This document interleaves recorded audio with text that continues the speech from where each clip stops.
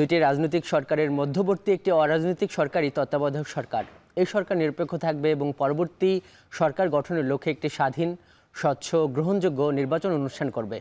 1972 সালে প্রথম যখন সংবিধান রচনা করা হয় তখন এরকম কোনো সরকার ব্যবস্থা সেখানে ছিল না, কিন্তু দলীয় সরকারের অধীনে নির্বাচনের তিক্ত অভিজ্ঞতার প্রেক্ষিতে এরকম একটি সরকারের অধীনে প্রথম কোনো জাতীয় নির্বাচন অনুষ্ঠিত হয় 1990 সালে। যদিও তখনও কোনো সাংবিধানিক ভিত্তি ছিল না এই সরকারের, মত আছে নির্দলীয় সরকারের এই অভিনব পদ্ধতির প্রস্তাব করেছিলেন তৎকালীন জামাত নেতা অধ্যাপক গোলাম আজম। 1996 সালে বিএনপির চেয়ারপারসন বেগম খালেদা জিয়া বাংলাদেশের ষষ্ঠ সরকার গঠন করলে সেই সংসদ সংবিধানের ত্রয়োদশ সংশোধনে আনে এবং তত্ত্বাবধায়ককে সংবিধানে অন্তর্ভুক্ত করা হয়। এই সরকার বাংলাদেশের 4টি সংসদ নির্বাচন অনুষ্ঠান করে, যা বাংলাদেশের নির্বাচন ইতিহাসে তুলনামূলক কম বিতর্কিত। কিন্তু পরিহাস হলো, এই তত্ত্বাবধায়ক সরকারের অধীনে ক্ষমতায় এসে পতিত আওয়ামী লীগ সরকার এই তত্ত্বাবধায়ক ব্যবস্থাই বাতিল করে দেয়। 2011 সালে সংবিধানের পঞ্চদশ সংশোধনের মাধ্যমে গণঅভ্যুত্থান পরবর্তী সময়ে যখন বাস্তবতা অন্তর্বর্তী সরকার এবং যখন তত্ত্বাবধায়ক নিয়ে ফের আলোচনা হচ্ছে, তখন আজকের ভোটের ট্রেন্ড কথা বলবে নির্বাচনকালীন তত্ত্বাবধায়ক সরকার ব্যবস্থা নিয়ে। পুরো আয়োজন জুড়ে আপনার সঙ্গে থাকবো আমি আজহার লিমন। তত্ত্বাবধায়কের আলোচনা সম্প্রসারণ করতে আজও আমাদের সঙ্গে যুক্ত হবেন বিশেষজ্ঞ, অনুষ্ঠানে অতিথি হিসাবে যুক্ত হবেন রাজনীতিকরা। এখানে আমরা শুনবো তৃণমূল মানুষের মতামত। তার আগে চলুন দেখে নেই সংবিধানে তত্ত্বাবধায়ক সরকার ব্যবস্থা নিয়ে কি আছে। তত্ত্বাবধায়ক সরকার নিয়ে যেটি আছে, আমরা দেখছি যে সংবিধানের 4th ভাগের 2-এর ক যে পরিচ্ছেদ, সেখানে নির্দলীয় তত্ত্বাবধায়ক সরকারের কথা বলা আছে এবং সেখানে একটি নোট দেওয়া আছে যে সংবিধান পঞ্চদশ সংশোধন আইন 2011 সনের 14 নং আইন এর 21 ধারা বলে পরিচ্ছেদটি বিলুপ্ত। এরকম একটি তত্ত্বাবধায়ক ফিরিয়ে আনার ব্যাপারে আলোচনা করছে দলগুলো। ঐক্যমত্য কমিশন, চলুন দেখে নেওয়া যাক যে পুরনো ওই তত্ত্বাবধায়ক সরকারের উল্লেখযোগ্য আসলে কি কি ছিল। আমরা যেটি দেখছি যে পুরনো তত্ত্বাবধায়ক সরকারের মেয়াদ ছিল, যে মেয়াদের কথা বলা ছিল যে বিলুপ্ত যে 58 খ অনুচ্ছেদ, সেইখানে মেয়াদ সম্পর্কে বলা আছে যে সংসদ ভাঙিয়া দেবার পর নতুন প্রধানমন্ত্রীর দায়িত্ব নেওয়া পর্যন্ত হবে এই নির্বাচনকালীন তত্ত্বাবধায়ক সরকারের মেয়াদ। এই 58 গতে আছে নিয়োগকর্তা আকার এবং নিয়োগের বিধান সম্পর্কিত কথা। নিয়োগকর্তা এখানে দেখা যাচ্ছে যে রাষ্ট্রপতি কর্তৃক নিযুক্ত হইবেন এই তত্ত্বাবধায়ক সরকারের প্রধান উপদেষ্টা। আকার অনধিক 10 জনের উপদেষ্টা পরিষদের কথা এখানে বলা আছে। আর নিয়োগের বিধানে বলা আছে যে অবসরপ্রাপ্ত প্রধান বিচারপতিগণের মধ্যে যিনি সর্বশেষ তিনি হবেন এই তত্ত্বাবধায়ক সরকারের প্রধান উপদেষ্টা। যদি তিনি অপারগ হন তাহলে আপিল বিভাগের অবসরপ্রাপ্তদের মধ্যে থেকে যিনি সর্বশেষ তিনি হবেন, এবং তিনিও যদি হতে না চান বা অপারগ হন তাহলে প্রধান রাজনৈতিক দলগুলোর সঙ্গে আলোচনা ক্রমে এই তত্ত্বাবধায়ক সরকারের প্রধান হবে। আর সেটিও যদি না হয় তাহলে রাষ্ট্রপতি হবেন এই নতুন নির্বাচনকালীন তত্ত্বাবধায়ক সরকারের প্রধান। এবং সবশেষ যেটি দেখছি যে এই সরকারের ক্ষমতা সম্পর্কে বলা ছিল 58 ঘ অনুচ্ছেদে, সেখানে বলা আছে যে সরকারের দৈনন্দিন কার্যাবলী সম্পাদন করতে পারবে, এই নির্বাহী ক্ষমতা থাকবে এই তত্ত্বাবধায়ক সরকারের হাতে। যেটি দেখা যাচ্ছে ঐক্যমত্য কমিশন যে নির্বাচনকালীন তত্ত্বাবধায়ক সরকারের আলোচনা হয়েছে তার উল্লেখযোগ্য দিকগুলো এখন আমরা এই পর্যায়ে একটু দেখে নেব। যেটি আমরা দেখছি যে অন্তর্বর্তীকালীন সরকার যেই প্রস্তাব করেছে তত্ত্বাবধায়ক সরকারের, সেখানে আগের তত্ত্বাবধায়ক সরকার থেকে উল্লেখযোগ্য বেশ কিছু পরিবর্তন এখানে আমরা লক্ষ্য করছি। সেখানে প্রথমে বলা আছে যে এই পরিবর্তন আনার জন্য সংবিধানের যে 58 খ অনুচ্ছেদ যেটি বিলুপ্ত আছে সেটি আগে বহাল করতে হবে এবং সেটিকে সংশোধন করতে হবে।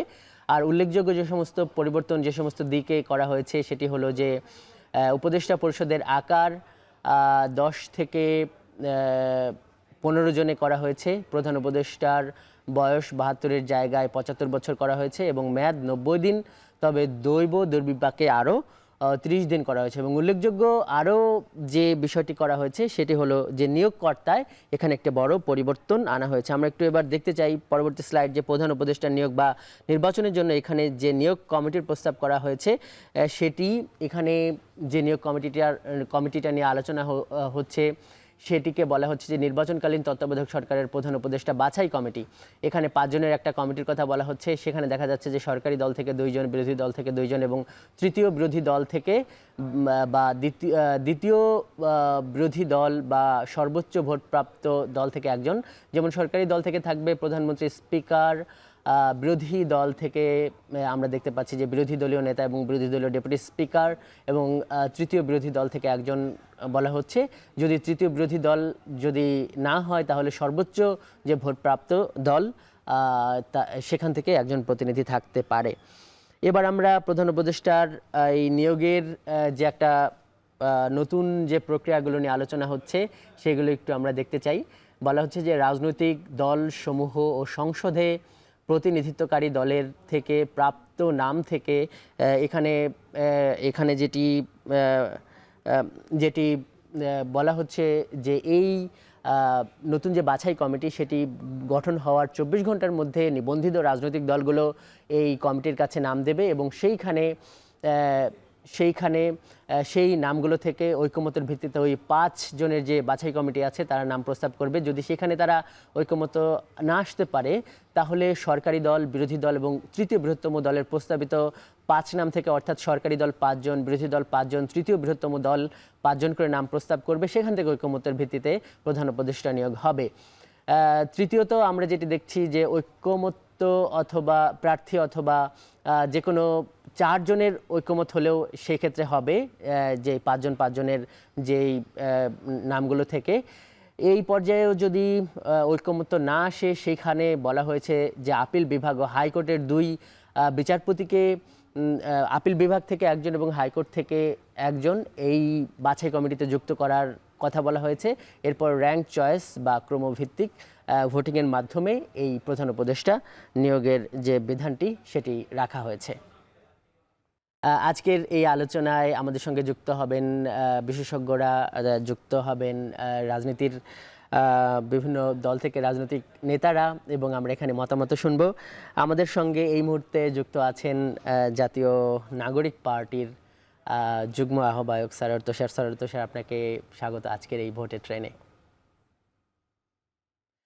শুরুতে আপনার কাছে যেটি আমরা জানতে চাই যে এই যে নতুন একটা ব্যবস্থা, তত্ত্বাবধায়ক বা নির্বাচনকালীন যে ব্যবস্থা, এটা নিয়ে কথা হচ্ছে, এটা নিয়ে ঐকমত্য কমিশনেও বেশিরভাগ দল একমত হয়েছে, কিছু দল এখানে নোট অফ ডিসেন্ট দিয়েছে।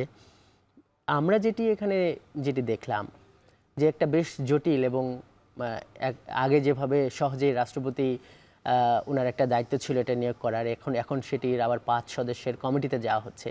মানে সহজভাবে কি আপনি একটু বলতে পারেন এই যে আপনারা কেন এখানে একমত হলেন? মানে আগের বিষয়টি বা আগের যে পদ্ধতিটা ছিল, প্রধান বিচারপতি হিসেবে যিনি সবশেষ অবসর নেবেন তিনিই হবেন, সেটি কি অপেক্ষাকৃত সহজ ছিল না? আপনাকে ধন্যবাদ। এবং এই যে আপনি যেটাকে বললেন যে অপেক্ষাকৃত সহজ ছিল, এটা আসলে আমাদের যে নির্বাচনী ব্যবস্থা, একটা সুষ্ঠু নির্বাচনী ব্যবস্থাকে কিন্তু অতীতে কিছুটা আমি বলবো যে বিতর্কিত করেছে। এবং সেখান থেকে এবারে এই পদ্ধতি এবং এই পদ্ধতির যে বর্ণনাটা আপনি একটু আগে করলেন, এটার প্রধান উদ্দেশ্য কিন্তু একটা মোটা দাগে একটা নৈর্ব্যক্তিক এবং একটা বৈজ্ঞানিক পদ্ধতি আবিষ্কার করা। এর আগের পদ্ধতিতে যেটা সর্বশেষ প্রধান বিচারপতি, অবসরপ্রাপ্ত প্রধান বিচারপতি কিংবা বিচার বিভাগ থেকে, আপিল বিভাগ থেকে একজন তত্ত্বাবধায়ক সরকার প্রধান হবেন, এই ব্যবস্থাটা কিন্তু দেখা গেছে যে আমাদের বিচার বিভাগকে একদিকে রাজনীতিকীকরণ করেছে, অন্যদিকে রাজনৈতিক দলগুলো যেহেতু জানে যে এখানে সর্বশেষ প্রধান বিচারপতি হবেন তত্ত্বাবধায়ক সরকার প্রধান, ফলে তারা তাদের মতো করে এমনভাবে প্রধান বিচারপতি নিয়োগটা দেন, কারণ নিয়োগ যেহেতু আবার প্রধানমন্ত্রীর হাতে, রাষ্ট্রপতির মাধ্যমে প্রধানমন্ত্রীর হাতে, ফলে তারা এমনভাবে নিয়োগটাকে ম্যানিপুলেশন করেছেন অতীতে যে তাদের পছন্দের ব্যক্তি শেষ পর্যন্ত তত্ত্বাবধায়ক সরকার ব্যবস্থার প্রধান হবেন। তার মানে আপনার যেটা উদ্দেশ্য যে আমরা একটা নিরপেক্ষ নির্বাচন করতে চাই একজন নিরপেক্ষ ব্যক্তির দ্বারা, এই পুরো উদ্দেশ্যটাই কিন্তু এই প্রক্রিয়ায় ভুলুণ্ঠিত হয়েছে। শুধু সেটা না, আমাদেরকে অতীতে অনেক বেশি ঝামেলায় পড়তে হয়েছে। যেমন আপনার নিশ্চয়ই স্মরণে আছে যে চতুর্দশ সংশোধনীর মধ্য দিয়ে বিচারপতির বয়স যখন বাড়ানো হলো, 65 থেকে 67 করা হলো, এটার উদ্দেশ্য ছিল একজন দলীয় ব্যাকগ্রাউন্ডের কিংবা একটা বিশেষ দলের একজন ব্যক্তিকে, একজন প্রধান বিচারপতিকে তত্ত্বাবধায়ক সরকার প্রধান বানানো, এবং এর ফলেই বাংলাদেশে লগি বৈঠার যে তাণ্ডব আওয়ামী লীগ করেছে সেটা হয়েছে, এবং এর ফলে 1/11 ঘটেছে, এবং 1/11 পরে যে আওয়ামী লীগের এই গত 15 বছরের ফ্যাসিবাদ যারা আবার ক্ষমতায় এসে নিজেরাই তত্ত্বাবধায়ক সরকার ব্যবস্থা বাতিল করে দিয়েছে, এবং তাদের প্রধান যুক্তিটাই ছিল যে এই তত্ত্বাবধায়ক সরকার ব্যবস্থার মধ্য দিয়ে অনির্বাচিত সরকার ক্ষমতায় আসে এবং এরা লম্বা সময় ক্ষমতায় থাকতে চায়, সুতরাং এ ধরনের ব্যবস্থা দরকার নাই, দলীয় সরকার অধীনে নির্বাচন হবে। কিন্তু আমাদের অভিজ্ঞতা বলছে যে দলীয় সরকার অধীনে কোনো নির্বাচন, সুষ্ঠু নির্বাচন হয় না। এই যে সার্বিক পরিস্থিতি, তত্ত্বাবধায়ক সরকার ব্যবস্থাকে ম্যানিপুলেশন করা এবং সেই ম্যানিপুলেশনের কারণে আবার আরেকটা দল এসে খোদ তত্ত্বাবধায়ক সরকার ব্যবস্থাকেই বাতিল করে দেয়া, এই অভিজ্ঞতা থেকে আমাদেরকে এমন একটা পদ্ধতির কথা ভাবতে হয়েছে যেখানে সকল দল মতামত দিয়ে আসলে তত্ত্বাবধায়ক সরকার ব্যবস্থা প্রধান বানাবে, এবং সেখানে বিচার বিভাগ যেন রাজনীতিকরণের বা পলিটিসাইজেশনের শিকার না হয় সেটাও আমাদেরকে বিবেচনা করতে হয়েছে। সে কারণেই এই যে পদ্ধতিটা এতক্ষণ আপনি বর্ণনা করলেন সেই পদ্ধতির দিকে যাওয়া হয়েছে। আমি মনে করি এটা আগের পদ্ধতির তুলনায় জটিল না, কিন্তু মোর সায়েন্টিফিক। কিন্তু এইখানে যে ব্যাপারটা, মানে এই যে এখনকার যে সংবিধান, সেখানে তো এই তত্ত্বাবধায়ক সরকারের যে অনুচ্ছেদটি আছে সেটি বাতিলই আছে। মানে এই যে সংশোধনীটা যে আনা হলো, এখানে কতগুলো দলের নোট অফ ডিসেন্টও আছে। মানে ভবিষ্যতে এটি মানে যদি কার্যকর হতে হয় তাহলে তো সংবিধানের সংশোধন করতে হবে। তো মানে তাহলে মানে এই যে নোট অফ ডিসেন্ট যদি থাকে তাহলে এই সমস্ত ব্যবস্থার বা এই সমস্ত প্রস্তাবের আসলে ভবিষ্যৎ কি মনে হয় আপনাদের কাছে? এইটা একটা বড় প্রশ্ন যে এই যে নোট অফ ডিসেন্ট সহকারে মানে বেশ কিছু প্রস্তাবকে তারা গ্রহণ করেছে, এটা কিন্তু পরবর্তীতে রাজনৈতিক দলগুলো যারা পার্লামেন্টে যাবে তারা কিন্তু বলবে যে আমরা নোট অফ ডিসেন্ট দিয়ে রেখেছিলাম। এ কারণে আমরা বলেছি যে জুলাই সনদে কোনো রকম নোট অফ ডিসেন্ট রাখা যাবে না, একেবারে নিরঙ্কুশ করতে হবে। এটার যে সকল বিষয় ঐক্যমত্য হচ্ছে সেটা যেন কোনো রকম নোট অফ ডিসেন্ট না থাকে, কারণ নোট অফ ডিসেন্টগুলো পরবর্তীতে বাস্তবায়ন হবে না, এরকম একটা আশঙ্কা থাকে। এর বাইরে আপনি যেটা বললেন যে আগে তো এটা সংবিধানের মধ্যে ছিল, পরবর্তীতে আওয়ামী লীগ এসে বাতিল করেছে, সেটা হচ্ছে পঞ্চদশ সংশোধনী। এই পঞ্চদশ সংশোধনীকে কিন্তু আবার বাতিল করা হয়েছে। ফলে আমরা সংশোধনীর যে সমস্যা, যে কোনো একটা সরকার এসে সংশোধনী করে আরেকটা সরকার এসে সংশোধনী বাতিল করে, এটার ব্যাপারেও সতর্ক আছি। এই কারণে আমরা বলেছি যে সংশোধনীর মধ্য দিয়ে আমাদের সমস্যা সমাধান হবে না। এই কারণে পরবর্তী নির্বাচিত সরকারের মধ্য দিয়ে সংস্কার বাস্তবায়নের যে কথা সরকার চিন্তা করছে, বর্তমান সরকার, আমরা এটাকে বিরোধিতা করে বলেছি যে নির্বাচনের আগেই সংস্কার হতে হবে। কারণ আদারওয়াইজ এই যে দেখুন ত্রয়োদশ সংশোধনী ছিল যেটা বিএনপি করেছিল 96 সালে, এটা তো আন্দোলনের ফসল ছিল, সেটাকে আওয়ামী লীগ এসে বাতিল করে দিল পঞ্চদশ সংশোধনীর মধ্য দিয়ে। সেই পঞ্চদশ সংশোধনী এখন আবার বাতিল হয়ে গেছে, আপনি আবার তত্ত্বাবধায়ক সরকার ব্যবস্থা ঢোকাবেন সংশোধনীর মধ্য দিয়ে, সেটা আবার আরেকবার বাতিল হয়ে যাবে। এই বাতিল করা, অন্তর্ভুক্তিকরণ, এইটা থেকে আমাদেরকে বেরোতে হবে, একটা স্থায়িত্ব দিতে হবে। এই স্থায়িত্ব দেওয়ার পদ্ধতি হচ্ছে জুলাই সনদটা নির্বাচনের আগেই বাস্তবায়ন করতে হবে, হয় গণপরিষদের মধ্য দিয়ে বাস্তবায়ন করতে হবে অথবা গণভোটের মধ্য দিয়ে বাস্তবায়ন করতে হবে। এই দুটো পদ্ধতিতে যদি আমরা বাস্তবায়ন করতে পারি তাহলে পরবর্তী সংসদ আসলে এই যে বাতিলকরণের যে আশঙ্কাটা থেকে যায় সেটা থেকে আমরা এক অর্থে মুক্তি পাবো। না তুষার, এখানে আপনারা গণপরিষদের কথা বলছেন, জামাত গণভোটের কথা বলছেন, জামাত এবং এই যে এনসিপি এদের কথার সুর অনেকটা একই। আমাদের প্রশ্নটা হলো যে গণপরিষদ মানে তো মানে যারা সংবিধান রচনা করবে সেরকম একটা গণপরিষদ স্বাধীনতা পরবর্তী সময়ে তৈরি হয়েছিল। বিএনপির নেতারাও বলেন যে এখন তো একটা সংবিধান আছে, তাহলে গণপরিষদ কেন, বা এটা আসলে বাস্তবসম্মত কিনা, আর পরবর্তী যে পার্লামেন্ট মানে সেটার উপর আপনারা কেন আস্থা রাখবেন না? এখানে তো সবগুলো দল সই করবে। পরবর্তী পার্লামেন্টের উপর আস্থা রাখা যায় না, কারণ হচ্ছে পরবর্তী পার্লামেন্টে আপনি তো মৌলিক কোনো সংস্কার করতে পারবেন না। আপনি সংবিধানের এমন কোনো সংস্কার করতে পারবেন না পার্লামেন্টে যেটা বিদ্যমান সংবিধানকে বা বিদ্যমান সংবিধানের বেসিক স্ট্রাকচারকে চ্যালেঞ্জ করে, প্রশ্নবিদ্ধ করে। এটাই হচ্ছে সংশোধনী। সংশোধনী হচ্ছে যে সংবিধানটা আছে তার অধীনে সংগঠিত একটা ব্যাপার, এবং এই সংবিধানটাকে মেনে নিয়েই সংশোধনী ঘটে। কিন্তু আমরা কিন্তু এখন যে ধরনের সংস্কারের কথা বলছি, এই সংস্কারগুলো কিন্তু অনেক ক্ষেত্রে এই সংবিধানের মৌলিক ক্ষমতা কাঠামোকে প্রশ্ন করে বা মৌলিক ক্ষমতা কাঠামোকে মানে চ্যালেঞ্জ করে। এই জিনিসটা আপনি পার্লামেন্টে গিয়ে করতে পারেন না, এবং পার্লামেন্টে যদি করেন তাহলে যেটা ঘটবে, এই যে এবার পঞ্চদশ সংশোধনী বাতিলের রায়ের ব্যাপারে অনেক দল যে তর্কটা করেছে যে এই সংশোধনীটা সংবিধানের মৌলিক কাঠামোকেই পরিবর্তন করে ফেলেছে, সুতরাং এই সংশোধনী অসাংবিধানিক, এই কথাটা কিন্তু ভবিষ্যতেও আসতে পারে।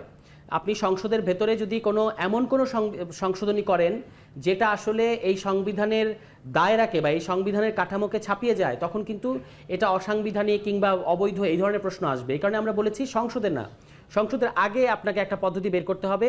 এবং সেখানে এই যে ঐক্যমত্য কমিশন যে 6টা পদ্ধতি দিয়েছে, বাস্তবায়নের 6টা পদ্ধতি, তারা বলেছে একটা পদ্ধতি হচ্ছে পরবর্তী পার্লামেন্ট, বাকি 5টা পদ্ধতি কিন্তু নির্বাচনের আগে সংস্কার করার ব্যাপার। তাহলে আপনাকে তো আগে আলোচনা করতে হবে।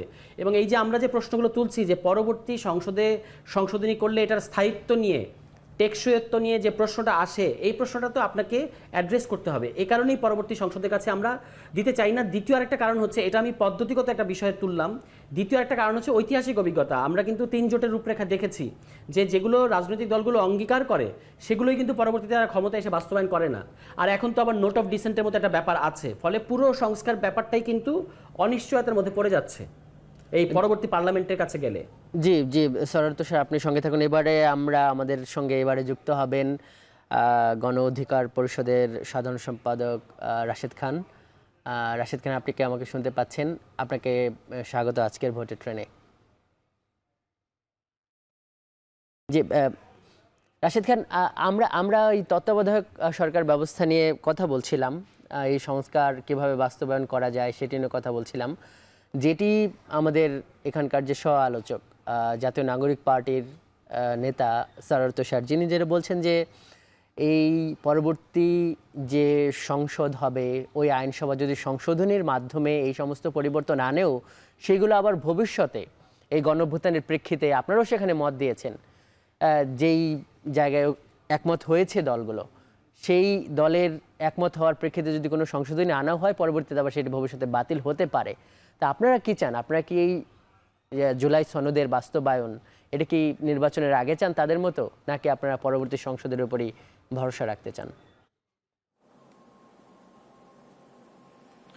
দেখেন, যতটুকু আসলে দলগুলো ঐক্যমতে এসেছে, আমার কাছে মনে হয় যে এটি আসলে পরবর্তীতে সংসদে গিয়ে কোনো দল পরিবর্তন করবে সেই ধরনের সুযোগ থাকবে না। কারণ আমাদের চোখের সামনে হাসিনার যে নির্মম পতন হয়েছে, এই পতন দেখার পরেও কেউ যদি মনে করে যে আমি আগামীতে হাসিনা হয়ে উঠব, আমার মতন করে রাষ্ট্র চালাবো, আমার মতন করে সবকিছু আসলে পরিবর্তন করব, সেটি আসলে সম্ভবপর নয়। তো আমার যেটি মনে হয় যে এখনো পর্যন্ত ঐক্যমত কমিশনের আলোচনা চলমান, তো আসলে কি হয় সেটি এখনই আমরা বলতে পারি না। তো সব মিলিয়ে সবাই মিলে যে সিদ্ধান্ত নেওয়া হবে সেটি কার্যকর হবে। সেটি হতে পারে যে অধ্যাদেশের মাধ্যমে, আইনি ভিত্তির মাধ্যমে এটা আসলে কার্যকর করা এই সরকারের আমল থেকে, বা আগামীতে যে সরকার আসবে সবাই যদি চায় যে ওই সরকারের আমলে আইনি ভিত্তির মাধ্যমে বা সংসদে আলোচনার মাধ্যমে কার্যকর হবে, সেটি হতে পারে। আমার মতামত হলো যে সবাই মিলে আলোচনার ভিত্তিতে যেটি হয় সেটি সবার মেনে নেওয়া দরকার। আপনাদের মানে বিশেষ কোনো মতামত নেই, মানে সবাই যেটা মনে করবে সেটাই আপনারা মনে করছেন? না, আমাদের দলের পক্ষ থেকে আমরা যে মতামত দেওয়া হয়েছে, আমাদের সভাপতি নুরুল হক নূর গিয়েছেন, অন্যান্য প্রতিনিধি, তারা যেটি বলেছেন যে এই সরকারের আমল থেকেই সংস্কারগুলো বাস্তবায়ন করতে হবে। এবং এই সরকার 1 বছর অনেক কিছু বাস্তবায়ন করতে পারত, কিন্তু সরকার আসলে বাস্তবায়ন করেনি। যেমন দেখেন যে পুলিশের সংস্কার বা একটি পুলিশ কমিশন গঠন করার মাধ্যমে পুলিশের আচরণ কেমন হবে, বা আপনার র্যাবের সংস্কার, র্যাবের কিন্তু অনেকে বিলুপ্তর কথা বলেছে। এছাড়া আপনার আলাদা একটি সচিবালয় গঠন করার মাধ্যমে বিচার বিভাগের সংস্কার, বা বিচার বিভাগ স্বতন্ত্রভাবে কাজ করবে। এগুলোর কার্যক্রম তো সরকার এগিয়ে নিচ্ছে, আলাদা সচিবালয়ের কাজ অনেকটা এগিয়ে গেছে। মানে আমরা যেটি সুস্পষ্টভাবে আমরা যেটি দেখছি যে এই যে তত্ত্বাবধায়ক সহ যে সমস্ত বিষয়ে একমত হয়েছে দলগুলো, সেগুলোর আলোচনার মানে সেগুলো বাস্তবায়নের প্রক্রিয়াটা মানে কি হবে, সেটি কি পরবর্তী সংসদ করবে কিনা বা এর আগেই হবে কিনা, এই নিয়ে সরোয়ার তুষার এবং আপনিও মতামত দিলেন। আপনি বলছেন যে আপনার দল আগের থেকে দিয়েছে এবং এ নিয়ে মানে সবাই একমত হলে আপনারাও একমত হবেন। আমরা এই পর্যায়ে আমাদের স্টুডিওতে যুক্ত হওয়া অতিথি রাজনীতি প্রতিবেদক রাজীব আহমদ আপনার কাছে যেতে চাই। সেটি হলো যে আপনার শুরুতেই জয়েন করার কথা ছিল, আপনি দেরি করে ফেলেছেন। সেটা হলো যে আমরা ওই তত্ত্বাবধায়ক সরকার ব্যবস্থা নিয়ে আলোচনা করছিলাম, যে আগের যে ব্যবস্থাটা ছিল সেটাই আমি এই এনসিপির আহ্বায়ক, এনসিপির যুগ্ম আহ্বায়ক, তারপর এই রাশেদ খান গণ অধিকার পরিষদের নেতা, ওনাদের সঙ্গে কথা বললাম। মানে আগে একজন রাষ্ট্রপতি উনি প্রধান বিচারপতি হিসাবে সবশেষ যিনি অবসর নিয়েছেন তিনি হবেন। মানে এই যে একটা সহজ বিষয় থেকে এই যে কঠিন বিষয়ে যে যাওয়াটা, মানে এটার আসলে প্রেক্ষাপটটা কি? ধন্যবাদ আপনাকে। আসলে বিষয়টা খুবই সহজ ছিল আগে ত্রয়োদশ সংশোধনীর মাধ্যমে, যে যিনি সর্বশেষ প্রধান বিচারপতি অবসরপ্রাপ্ত উনি হবেন, উনি না পাইলে আগের জন, তিনি না পাইলে আগের জন, তিনি না পাইলে আগের জন, এইভাবে আপনি 72 বছর বয়স পর্যন্ত খুঁজতে থাকবেন। তারপর যদি সাবেক প্রধান বিচারপতিদের কাউকে না পান, তাহলে অ্যাপিলেট ডিভিশনের যিনি সর্বশেষ যে জ্যেষ্ঠতম, তারপরে জ্যেষ্ঠতম, তারপর জ্যেষ্ঠতম, এইভাবে চলতে থাকবে। তো বিষয়টা যেটি হয়েছিল যে চতুর্দশ সংশোধন, এটা তো ত্রয়োদশ সংশোধনীতে এই ফর্মুলাটা ছিল 58 ক থেকে 58 পর্যন্ত। তারপর যে জিনিসটি হলো যে চতুর্দশ সংশোধনীর মাধ্যমে বিচারপতিদের বয়স 2 বছর বৃদ্ধি করা হলো। তো তখন বিএনপি জামায়াত জোট সরকার ক্ষমতায় ছিল, বিএনপির অনেকেই এখন বলেন যে এটি একটি ভুল সিদ্ধান্ত ছিল, যে বিচারপতিদের বয়স 65 থেকে 67 করা হয়েছিল। এখন ওই সময় সরকার বা এখন যারা আছেন তারা যেই এক্সপ্লেনেশন দেন না কেন, এটার মূলত উদ্দেশ্য ছিল কে এম হাসান যেন চিফ অ্যাডভাইজার হইতে পারেন। তো এটা নিয়ে তারপরে তো আন্দোলন হইলো, তারপরে শেখ হাসিনার এবিএম খায়রুল হকের কোর্ট এটা বাতিল করলেন 4-3 সংখ্যাগরিষ্ঠতায়, তারপরে পঞ্চদশ সংশোধন হলো, তারপরে বাতিল করা হলো। তারপরে দীর্ঘদিন রাশেদ ভাইরা বিএনপি একসঙ্গে দীর্ঘদিন আন্দোলন করেছে এই তত্ত্বাবধায়ক সরকার পুনর্বহালের জন্য। এইবার কমিশন যে প্রস্তাবটা দিয়েছে সেটি হচ্ছে যে আপনার আর কোর্টের হাতে না, কারণ পুরনো অভিজ্ঞতা যেটা হচ্ছে সুপ্রিম কোর্টের হাতে বা কোর্টের কাছে যদি সাবেক চিফ জাস্টিসরা যদি প্রধান বিচারপতি হন, সেক্ষেত্রে কোর্টকে পলিউটেট করার একটা ইচ্ছা থাকে, যে আমার নিজের লোককে প্রধান বিচারপতি বানানো, যেন তাকে আমি প্রধান উপদেষ্টা হিসেবে পাই। তো এই কারণে এবার ফর্মুলাটা দেওয়া হয়েছিল যে প্রধানমন্ত্রী, বিরোধী দলের নেতা, স্পিকার, বিরোধী দলের ডেপুটি স্পিকার এবং থার্ড লার্জেস্ট পার্টির না, সেগুলো আমরা দেখিয়েছি, কিন্তু এই র্যাঙ্ক চয়েস, মানে এই যে একটা নতুন যে ধারণা, মানে এটা তো কঠিন মনে হচ্ছে।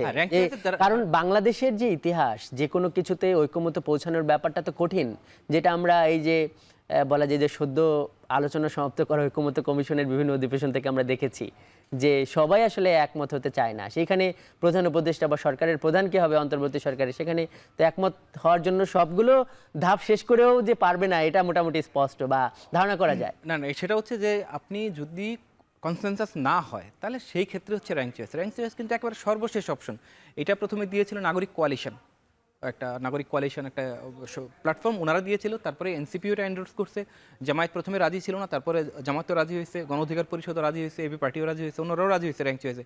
র্যাঙ্ক চয়েসটা হচ্ছে একেবারে শেষ অপশন, যে আপনি কোনোভাবেই কিছু করতে পারলেন না। প্রথমে হচ্ছে যে বাছাই কমিটিতে রাজনৈতিক দল এবং পার্লামেন্টে প্রতিনিধিত্বকারী দল এবং স্বতন্ত্র প্রার্থীরা, স্বতন্ত্র এমপিরা নাম প্রস্তাব করবেন। সেইখানে যদি কনসেনসাস হয়ে যায়, বাস, যদি না হয় তাহলে সরকারি দল 5টা নাম দিবে, বিরোধী দল 5টা নাম দিবে, থার্ড লার্জেস্ট পার্টি নাম দিবে, সেইখান থেকে আবার 3টা থেকে 5টা নাম আসবে। তখন আবার এই কমিটিতে যুক্ত হবেন একজন অ্যাপিলেট ডিভিশনের এবং হাইকোর্টের 2জন জাস্টিস। তো ওনারা যদি 5-2 মেজরিটিতে করতে পারেন ভালো, না পারলে র্যাঙ্ক চয়েস। এখন বিএনপি যে কথাটি বলতেছে সেটি হচ্ছে যে যেহেতু আমরা ত্রয়োদশ সংশোধনী বাদ করে দিচ্ছি, বিচারপতিদের কাছে আর যাইতেই চাই না, যে বিচার বিভাগ পলিউটেড হবে, তাহলে বিচারপতিদের কেন, এটা হচ্ছে বিএনপির আর্গুমেন্ট, তাহলে বিচারপতিদের কেন কমিটিতে সদস্য করা হবে, এটা বিএনপির আর্গুমেন্ট। আর যদি বিচারপতিদের সদস্য না করি তাহলে 5 সদস্যের কমিটি থাকলো, তো 5 সদস্যের কমিটিতে ভোটিং করতে গেলে থার্ড পার্টি আবার খুব গুরুত্বপূর্ণ হয়ে যাবে। থার্ড পার্টির এই ক্ষেত্রে সে মানে থার্ড পার্টি হওয়ার পরও সে সমান সংখ্যক ভোট দিতে পারবে, ডিসাইডিং ফ্যাক্টর হয়ে যাবে। থার্ড পার্টি যে সেই ডিসাইডিং ফ্যাক্টর হয়ে যাবে, এটা বিএনপির আর্গুমেন্ট। তো এই কারণে বিএনপি চাচ্ছে যে সর্বসম্মতিক্রমে, যদি সর্বসম্মতিক্রমে না হয় তাহলে কি হবে সেটা পরের পার্লামেন্টে ঠিক হবে। এখন দেখেন আমাদের যে রাজনৈতিক বাস্তবতা, এখানে সর্বসম্মতিক্রমে কোনো কিছু হওয়া খুব কঠিন। যদি সর্বসম্মতিক্রমেই কিছু একটা হইতো তাহলে এই দেশ থেকে শেখ হাসিনারও পালাইতে হইতো না, এই দেশে ফেসিবাদও আসতো না, এই দেশে স্বৈরশাসন আসতো না। আমরা কোনো বিষয়ে, এই যে আমাদের যে 2 আলোচক আছেন, প্যানেলিস্ট 2জন আছেন, ওনারাই 2 পার্টি কোনো বিষয়ে একমত হইতে পারবে? ধরেন যে 10টা বিষয়ে একমত হবে, একটাতে কিন্তু ভিন্নমত থেকেই যাবে। এবং ওনাদের পার্টি যখন আলোচনা করছে, ওনারা কি সব বিষয়ে একমত হইতে পারছে? তো আপনি চিফ অ্যাডভাইজার নিয়োগের ক্ষেত্রে সব দলগুলো একমত হবে এই আশা করাটা দুরাশা। ধন্যবাদ রাজীব মোহাম্মদ, আপনি সঙ্গেই থাকুন আমাদের 2 রাজনীতিক। আমরা আরও আলোচনা করব, তবে এ পর্যায়ে একটি বিরতিতে যাচ্ছি, দর্শক সঙ্গেই থাকুন।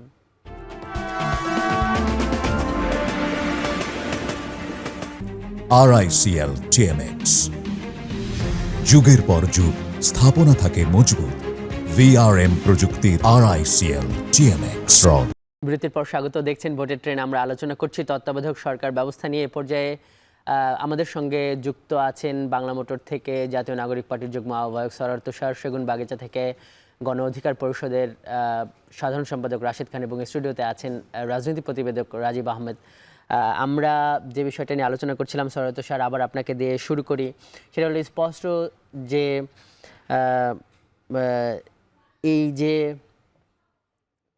এত কিছু যে আলোচনা হচ্ছে, মানে আপনারা বলছেন যে এটা গণপরিষদের মাধ্যমে হোক বা এই বাস্তবায়ন পদ্ধতি নিয়ে এক ধরনের অনৈক্য, এইটা যদি শেষমেশ এই ঐকমত্য কমিশনও অনেকটা দায় নিতে চাচ্ছে না, সেইভাবেই বলছে যে তারা পরবর্তী পার্লামেন্ট মানে এটা বাস্তবায়ন করবে, সেভাবেই তারা আগাচ্ছে। মানে শেষমেশ যদি পরবর্তী পার্লামেন্টে এগুলো বাস্তবায়ন হবে, এই ধরনের বিধান রেখে বা ব্যাপারগুলো রেখে যদি সনদ হয়, আপনাদের বা আপনাদের দলের অবস্থান কি হবে সেই ক্ষেত্রে? পরবর্তী পার্লামেন্টের কাছে সংস্কার বাস্তবায়নের যে কথাটা ইতিমধ্যেই সরকারের তরফ থেকে বলে ফেলা হয়েছে, কেটে গেল? আমার কথা কি শুনতে পাচ্ছেন? জি, আপনাকে আপনাকে আপনাকে শুনতে পাচ্ছি, বলুন। যে এই যে একটা পদ্ধতির প্রতি মানে পরবর্তী পার্লামেন্টের কাছে সংস্কারের মানে দায়িত্বটা দেয়া, এটা কিন্তু আমার ধারণা বেশিরভাগ রাজনৈতিক দলই একমত হবে না। বেশিরভাগ রাজনৈতিক দল চায় নির্বাচনের আগেই বাস্তবায়ন হোক। কী পদ্ধতিতে বাস্তবায়ন হবে সেটা এক এক দল এক এক কথা বলেছে। যেমন গণ অধিকার পরিষদের দিক থেকে গণভোটের কথা বলা হয়েছে। একটু আগে রাশেদ খান তিনি কিন্তু বললেন যে আমরা চাই যে অন্তর্বর্তী সরকারই বাস্তবায়ন করুক। ফলে এই প্রশ্নে কিন্তু রাজনৈতিক দলগুলো ঐক্যমত্য আছে যে এই সরকারকেই বাস্তবায়ন করতে হবে। তো কিন্তু আমরা দেখতে পাচ্ছি সরকার আসলে সনদে, ঘোষণাপত্রে, প্রধান উপদেষ্টার ভাষণে তারা অলরেডি বলছেন যেটা পরবর্তী পার্লামেন্ট করবে। এটা তারা 6টা পদ্ধতির মধ্যে একটা পদ্ধতির প্রতি এই বায়াসনেস, এই পক্ষপাত তারা কেন দেখাচ্ছে আমরা জানি না। এবং আমি মনে করি যে কিন্তু সৈয়দ তুষার, আপনারা সরকারের সমালোচনা করছেন, আপনাদের বিভিন্ন বক্তব্য, বিবৃতি কিংবা এই ধরনের ব্যাপারগুলো তো আছে যে এই সরকার আপনাদের সরকার, ছাত্র জনতার সরকার। মানে এই সরকার কি এখন, মানে অনেকে আবার এটাও বলছেন যে একটা এক্সিট পয়েন্ট খুঁজছে, এরকম কিছু?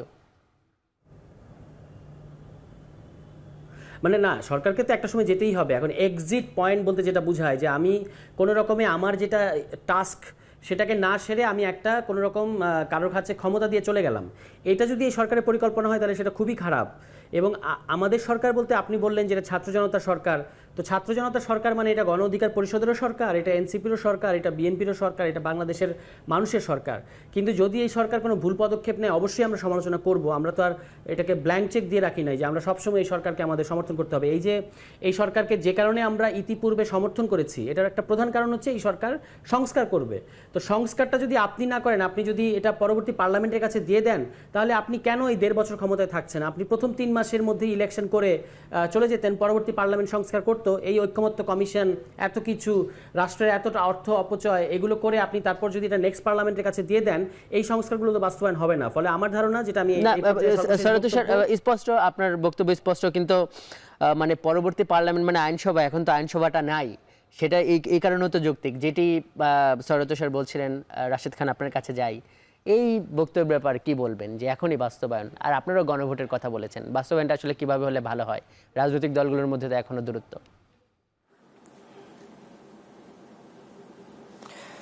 দেখেন, যেটি আসলে জনাব সৈয়দ তুষার বললেন যে তারা এখন থেকে আসলে বাস্তবায়নটা চাই। আমরা বলেছি যে সংস্কারগুলো সরকারের পক্ষে সম্ভব সেটি এখন থেকে বাস্তবায়ন করা দরকার। শুধু এখন থেকে না, বরং সরকার দায়িত্ব নেওয়ার পর থেকেই সেটির বাস্তবায়ন করা দরকার ছিল। এখন এক্ষেত্রে এই যে আইনি ভিত্তির কথা বলা হচ্ছে, দেখেন, যদি আসলে সবগুলো আপনি এখন থেকে বাস্তবায়ন করতে চান, তাহলে কিন্তু এই যে তত্ত্বাবধায়ক সরকার ব্যাপারে আমরা একমত হয়েছি, তাহলে অন্তর্বর্তীকালীন সরকার ভেঙে দিতে হবে, নতুন তত্ত্বাবধায়ক সরকার গঠন করতে হবে। এক্ষেত্রে আবার এনসিপির মতামত কি? এক্ষেত্রে জামাতের মতামত কি? এক্ষেত্রে আবার অন্য দলের মতামত কি? এখন যদি ডক্টর মোহাম্মদ ইউনূসের নেতৃত্বাধীন এই সরকারকে ভেঙে দেওয়া হয়, যদি আমরা ওই তত্ত্বাবধায়ক সরকারের ব্যাপারে যেহেতু আমরা একমত হয়েছি এখন থেকে বাস্তবায়ন, তাহলে তো আরেকটি সমস্যা বা সংকট সৃষ্টি হতে পারে। অর্থাৎ সবকিছু কিন্তু আপনি চাইলে এখন থেকে বাস্তবায়ন করতে পারবেন না। কিছু আসলে পরবর্তী যে গভর্নমেন্ট আসবে সেখানকার জাতীয় সংসদে কিছু আলোচনা করতে হবে, সেখানে আইনি ভিত্তি দিতে হবে, এবং এখন যেগুলো দেওয়া সম্ভব আপনি সেগুলো এখন দেন।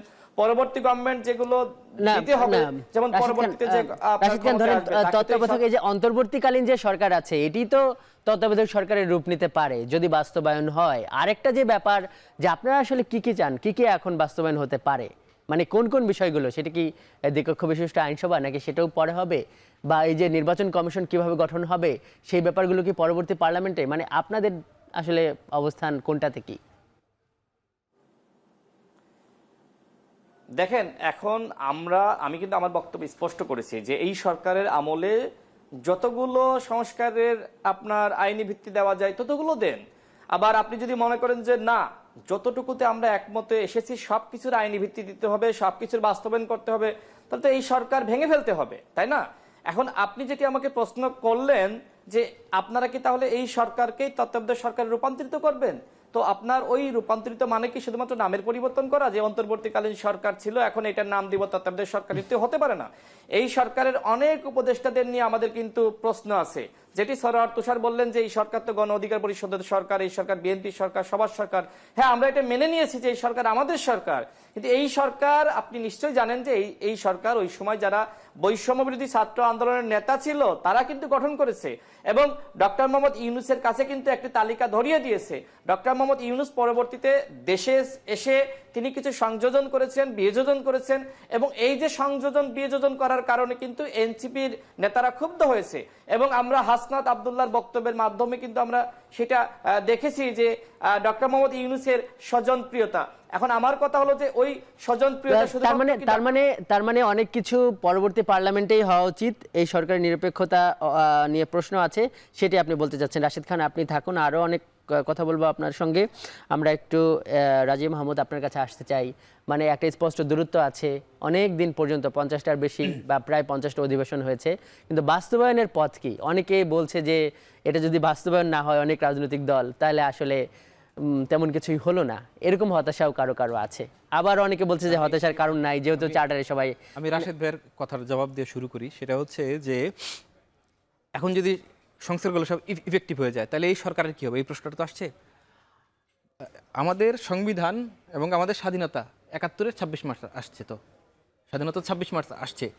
আপনার তো পার্লামেন্ট ছিল না, সংবিধান ছিল না, তাহলে আপনি 72-এর 16 ডিসেম্বর পর্যন্ত কি দিয়ে চললেন, কিভাবে চললেন? 1972 সালের 11ই জানুয়ারি যে প্রভিন্সিয়াল কনস্টিটিউশনের অর্ডার দেওয়া হয়েছে, সেই অর্ডার দিয়ে আপনার সরকার চলছে। তো যেই দিন আপনি কনস্টিটিউশন অ্যাডপ্ট করছেন 16 ডিসেম্বর 1972, তো এর আগে সরকার কি অবৈধ হয়ে গেছে? এরপরে যে মার্চে ইলেকশন হয়েছে তখন কি সরকার অবৈধ হয়ে গেছে? কোনো কিছুই ঘটে নাই। এই জন্য আমাদের সংবিধানের 4র্থ তফসিল একটা জায়গা আছে, ক্রান্তিকালীন বিধান। তো আপনি ডক্টর ইউনূস সরকারের ক্রান্তিকালীনে রাখতে পারেন, যে ভবিষ্যতে যখন কোনো পার্লামেন্ট ডিজলভ হবে তখন আমরা তত্ত্বাবধায়ক সরকার করব। আর ডক্টর ইউনূসের যে সরকার আছে এইটাকে আমরা ক্রান্তিকালীন হিসেবে বিবেচনা করলাম, যেমন 72-এ ছিল। এবার আসেন, তারপরে আরেকটা যেটা বিতর্ক, যেমন আমরা সংস্কার দেখতেছি 8টা-9টা, আসলে সংস্কারের প্রস্তাব তো 853টা। এই 853টার মধ্যে এমন কিছু সংস্কার আছে যেমন হচ্ছে দাড়িকমা সেমিকোলন ঠিক করিতে হইবে, সকলকে সৎভাবে চলিতে হইবে, ইত্যাদি ইত্যাদি ইত্যাদি। তো সেগুলো এক্সিকিউটিভ অর্ডার দিয়ে, কিছু হচ্ছে অফিস অর্ডার দিয়ে করা সম্ভব, কিছু প্রজ্ঞাপন দিয়ে করা সম্ভব, কিছু এক্সিকিউটিভ অর্ডার দিয়ে করা সম্ভব, কিছু অর্ডিন্যান্স দিয়ে করা সম্ভব। এখন এগুলো করতে করতে শেষে এসে ঠিকছে 20টা, মেজর 20টা। এই মেজর 20-এর মধ্যে 11টাতে তো ভাই কনসেনসাস হয়ে গেছে, সব দল একমত যে আপনি নির্বাচন কমিশন গঠন করবেন একটি সাংবিধানিক কমিটির মাধ্যমে, সবাই একমত, কারো তো কোনো দ্বিমত নাই। আপনার মোটা দাগে দ্বিমত আছে কোন জায়গায়? যে 9টা আছে, যে 9টার মধ্যে কনসেনসাস হয় নাই, সেগুলোর মধ্যেও মোটা দাগে দ্বিমত আছে। বেসিক্যালি আপার হাউসটাকে পিআর হবে কি হবে না, কনস্টিটিউশন অ্যামেন্ডমেন্টের ক্ষেত্রে আপনি কি আপার হাউসের সিম্পল মেজরিটি লাগবে কি লাগবে না, তারপরে হচ্ছে যে আপনার প্রাইম মিনিস্টার কি একাধিক পদে থাকবে কি থাকবে না, এই জাতীয় যে বিষয়গুলো আছে সেগুলো এখন পার্লামেন্টের বাইরে সংবিধান সংশোধন করা যাবে না। এই বক্তব্যের সঙ্গে আপনি যদি মানে কনস্টিটিউশনাল স্পিরিট চিন্তা করেন তাহলে 100% ঠিক, কিন্তু প্রশ্ন হচ্ছে এই সরকার কি সংবিধান দিয়ে আসছে? আপনি ভাই একটা অসাংবিধানিক ব্যবস্থার মধ্যে বাস করতেছেন। সেদিন আমি গুনলাম যে এই সরকার ইতিমধ্যে 39টা অনুচ্ছেদ লঙ্ঘন করে ফেলছে। আর্টিকেল 118 90 দিনের মধ্যে ভোট দিতে পারছে।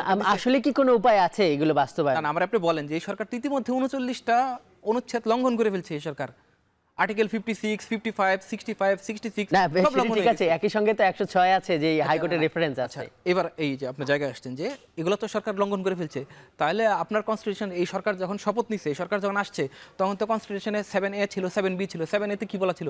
7A-তে বলা আছে যদি আপনি এই সংবিধানের কোনো অংশ না মানেন, এটা হচ্ছে হাই ট্রিজন, রাষ্ট্রদ্রোহিতা এবং সর্বোচ্চ সাজা হবে। তাহলে তো এই রাশেদ ভাই যে আছে, এই আমাদের সরোয়ার তুষার আছে, তারা সবাই তো এই সরকার গঠনের সময় ছিল, এতে সবাই তো রাষ্ট্রদ্রোহিতা প্রতিযোগিতামূলক কাজ করছে যদি আপনি সাংবিধানিক আলাপ করেন, তাহলে বিষয়টা যেটা হচ্ছে যে আমরা বর্তমানে একটা সাংবিধানিক পরিবেশের মধ্যে কাঠামোর মধ্যে বাস করতেছি না, আমরা একটা এক্সট্রা কনস্টিটিউশনাল অবস্থার মধ্যে আছি, বিশেষ প্রয়োজনের মধ্যে আছি।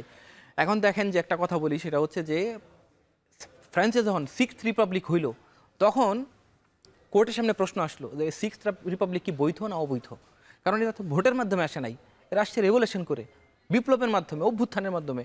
তখন আদালত একটা ল্যান্ডমার্ক জাজমেন্ট দিছে যে অভ্যুত্থানের সকল কিছু করার বৈধতা আছে।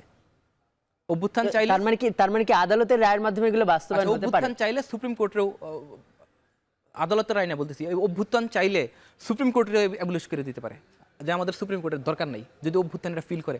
আপনার আমাদের যে কনস্টিটিউশন, এই কনস্টিটিউশনের আর্টিকেল 7(1) যেটা, সেটা পড়েন, যে 7(2) সেটা পড়েন। সংবিধান কি? সংবিধান হচ্ছে জনগণের অভিপ্রায়ের চরম অভিব্যক্তি। যদি মনে করেন যে আপনি যে দেশের এইটা রাজীব ভাই, এইটা অনেকেই বলে যে এই সরকারের এই দিক থেকে কনস্টিটিউয়েন্ট পাওয়ার আছে, অর্থাৎ সাংবিধানিক ক্ষমতাটা আছে। এখন আপনার কাছে যেই সরল প্রশ্নটা করতে চাই, এই যে বিতর্ক হচ্ছে যে এখন না তখন, এখন না পার্লামেন্টে, এখন বাস্তবায়নের কোনো পথ আছে কিনা, সংক্ষেপে যদি বলেন, আমাদের একটু বিরোধিতা যেতে হবে। আজকে ঐক্যমত্য কমিশনের বিশেষজ্ঞদের সঙ্গে বৈঠক হয়েছে। দেখেন যে এই নজিরগুলো আসতেছে, আপনি একাদশ সংশোধনী কিভাবে করছেন? জাস্টিস শাহাবুদ্দিন সাহেব সিটিং চিফ জাস্টিস, উনি ভাইস প্রেসিডেন্টের শপথ নিয়েছেন, তারপরে উনি প্রেসিডেন্টের দায়িত্ব পালন করছেন। উনি একই সঙ্গে একই ব্যক্তি দুই পদে কিভাবে থাকলেন? তাও বিচার বিভাগের সর্বোচ্চ ব্যক্তি, রাষ্ট্রের সর্বোচ্চ ব্যক্তি হয়ে গেলেন। এটা কি আমাদের সংবিধানে ছিল? সংবিধান অ্যালাউ করে, পারমিট করে না তো। আচ্ছা, তারপর আপনি কি করলেন? একাদশ সংশোধনী আনলেন। কবে আনলেন? শাহাবুদ্দিন সাহেব আসছে গিয়ে 6 ডিসেম্বর 1990, আর আপনি একাদশ সংশোধনী আনছেন 9 সেপ্টেম্বর 1991।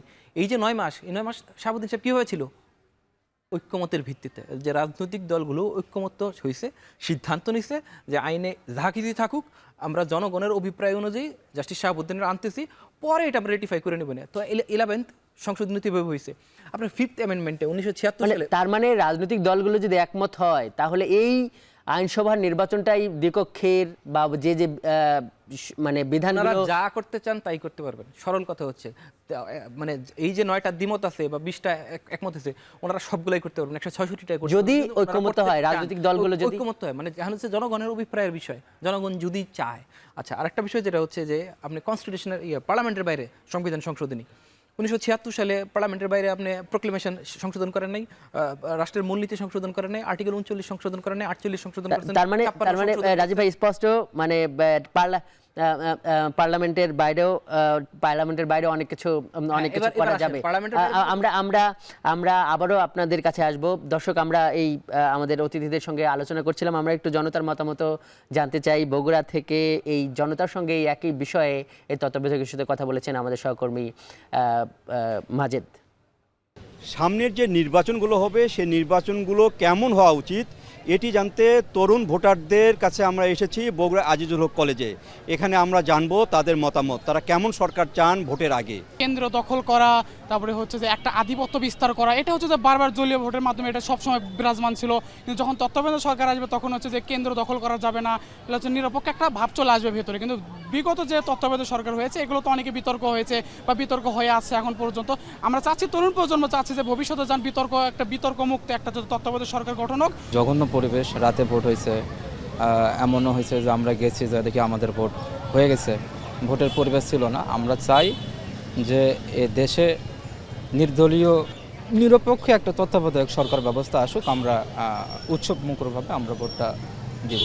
কুচক্রি যে একটা সিদ্ধান্ত বিগত বছর আমরা দেখেছি, এটা যেন ভবিষ্যতে কখনো না আসে, ওই জন্য নির্দলীয় অধীনের মাধ্যমে ভোটটা হোক এবং উৎসমুখরভাবে যেন আমরা ভোটটা দিতে পারি। আমার ভোটটা আমি দেবো। আমরা চাই যে নিরপেক্ষভাবে ভোটটা হয়, নিরপেক্ষ মানুষের দ্বারা ভোটটা হোক। আমরা জামাত, আওয়ামী লীগ, বিএনপি কিছু বুঝি না। আমি চাই ভোটের ওখানে স্থানে যেয়ে নিজে যেয়েই ভোট দিতে, যাতে কোনো ঝামেলা, কোনো দলীয় নেতার দলীয় কোনো ঝামেলার প্রভাবে যেন না পড়ি। এখানে যারা তরুণ ভোটার তারা জানালেন সামনে নির্বাচনগুলোতে কেমন সরকার হওয়া উচিত। তাদের মতামত যে নিরপেক্ষ সরকারের অধীনে নির্বাচন হলে তারা নিরপেক্ষভাবে ভোট দিতে পারবেন, যেখানে থাকবে না কেন্দ্রীয় দখলসহ নানা আধিপত্য। বাংলাদেশের জনগণের সর্ব আস্থার জায়গা হচ্ছে সেনাবাহিনী, প্রধান বিচারপতি, আরও কিছু সুশীল সমাজের লোকজন নিয়ে একটা সরকার গঠন করে স্বচ্ছ ব্যালটের মাধ্যমে নির্বাচন হওয়াটা জনগণ চায়। আমার মনে হয় 96 বা 2001-এ যে তত্ত্বাবধায়ক ছিল ওই রকমভাবে যদি নির্বাচন করা হয় তাহলে আমার মনে হয় জনগণ সহ বিভিন্ন রাজনৈতিক দলগুলো ফেয়ার বা সুষ্ঠু নির্বাচনের আশাবাদী করতে পারে। যারা পুরনো ভোটার তাদের কাছ থেকে জানলাম যে নির্বাচনকালীন কেমন সরকার হওয়া উচিত, এবং তারা মতামতের মাধ্যমে জানিয়েছেন যে তত্ত্বাবধায়ক সরকারের অধীনে হওয়া উচিত এবং সেই তত্ত্বাবধায়ক সরকারটা অবশ্যই নিরপেক্ষ হতে হবে। এইভাবে নির্বাচন করলে একটি সুষ্ঠু নির্বাচন উপহার দেওয়া সম্ভব। ভোটে টেনে নিচ্ছে এ পর্যায়ে একটি বিরতি, সঙ্গেই থাকুন।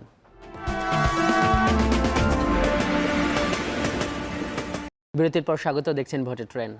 আমরা আজকের ভোটের ট্রেনের একদম শেষ প্রান্তে আছি। আমরা আরেকবার এই আমাদের সঙ্গে যুক্ত অতিথির কাছে যাচ্ছি। সৈয়দ স্যার, আপনাকে দিয়ে শুরু করি একই প্রশ্ন এই গণ অধিকার পরিষদের এই নেতার কাছে। সেটি হলো যে এই যে একটা সংকট তৈরি হয়েছে, এই সংকট থেকে উত্তরণের উপায় কি? অনেকে ভাবছে যে নির্বাচন মুড়ে চলে গেছে দেশ, সেখানে একটা ষড়যন্ত্র, এই সমস্ত আলাপ আলোচনা।